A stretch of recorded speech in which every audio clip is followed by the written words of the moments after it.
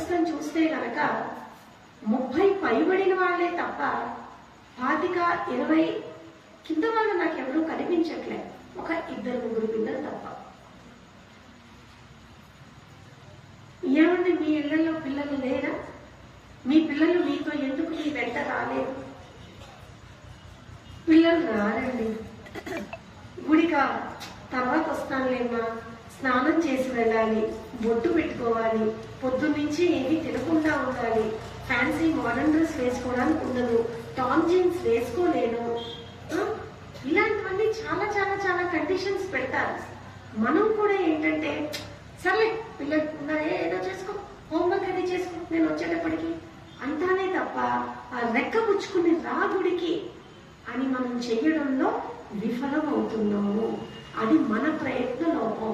ఇక్కడ ఉన్న వాళ్ళందరం కూడా మనం అదే తప్పు చేస్తున్నాం. తరతరాలుగా అదే తప్పు చేసాము, ఇప్పుడు కూడా అదే తప్పు చేస్తూ ఉన్నాం. ఇంకా మేలుకోలేదు. ఇంకా పోతే పెద్దయితే వాళ్ళే తెలుసుకుంటారులే, పెళ్ళై అత్తారింటికి వెళ్తే అదే తెలుసుకుంటుందిలే. ఏం తెలుసుకుంటారండి? వీళ్ళు పెద్దయి తెలుసుకునే లోపు, వీళ్ళు పెద్దయి అత్తవారింటికి వెళ్ళి పద్ధతులు తెలుసుకునే లోపు మన పక్కవాడు దీన్ని ఎన్కాష్ చేసుకుంటాడు. మన పిల్లలకి చక్కగా నూనె రాసి దువ్వి వాళ్ళ మతంలోకి తీసుకెళ్తారు.